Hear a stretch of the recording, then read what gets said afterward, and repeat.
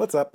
This is the ULA, not exactly sure how you pronounce it, but this is the ULA 60% mechanical magnetic keyboard.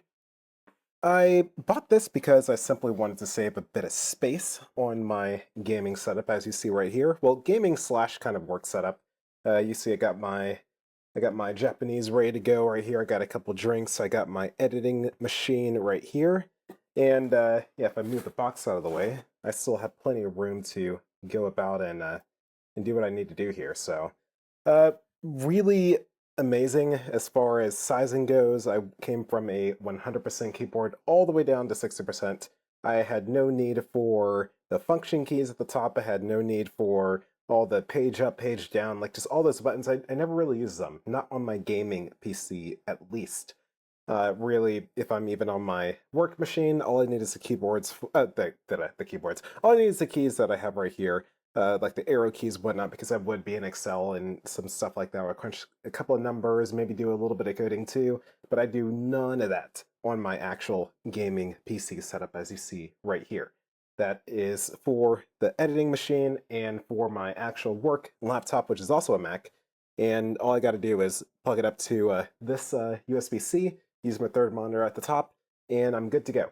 But as far as gaming and watching Twitch and YouTube and all that stuff, I only need a 60% keyboard. I do not even need the arrow keys. It's all good.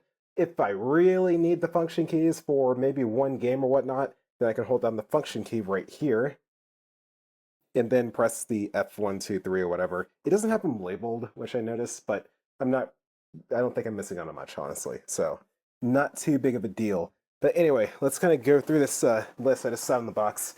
This is the box that it comes in, and this is the other box. If I can get it out here.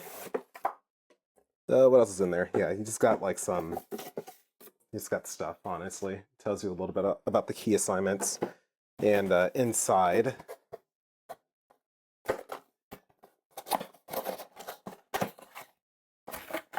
you get the key remover tool.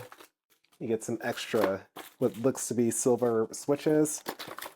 You get some hardware to attach this completely pointless carrying band, because I've never had a use to carry my keyboards or have a dedicated strap for carrying my keyboards. That's a very unnecessary feature in my opinion. I don't ever see myself being in that situation where I'm carrying my keyboard for like 3 minutes to walk from one room to the other, I guess. But I mean, it comes with that. So if that's something that you really want, you can do that. And here's where that loop kind of attaches right there. And let me see if I can get this thing. No, I can't. I can't really get closer to the camera, so that's as good as all getting for right now, at least while it's on. And yeah, you can have these different colors. So you just hold down FN, and then you can cycle through different color schemes. So you can have it to where, here, I can show you. So if I hold down FN and Alt, then I can go to like RGB, like wave or whatever, or it goes in like a sparkly thing, and then it goes like full on RGB. And I just like my plain old blue. Boom. That's all I need. And there is a software that's online here. Let me see if I can find it for y'all real quick. All right, so now you can see all my windows up. Let's see, I should have a bookmark because it's not the easiest to find.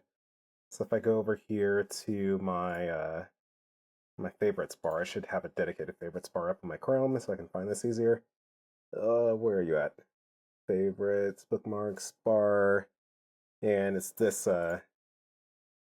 nonsense right here. Allow browser access, Win60. You gotta install like a driver or whatever. I'll put this link in the description so it's easier to find, but hopefully, how well can y'all see that? Y'all can see it okay. But yeah, you got options to change the sensitivity of the keys. That's one of the big advantages of having a magnetic switch. Is that you can change the actuation point for the actual key. So if you want the computer to register a click or a tap or whatever when you press it fully all the way down to the backplate, you can do that. Or if you want it to register when you only just barely hit the key, like just like that, then you can do that in here. And you can also fine-tune your lighting. There's the actuation right there.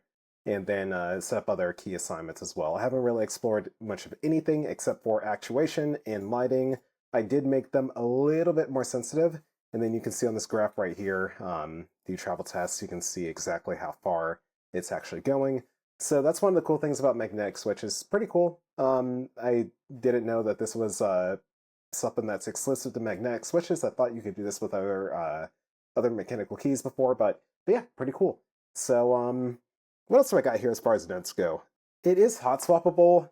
Do I see myself ever really utilizing the hot swappable nature of this keyboard? No, not really, honestly.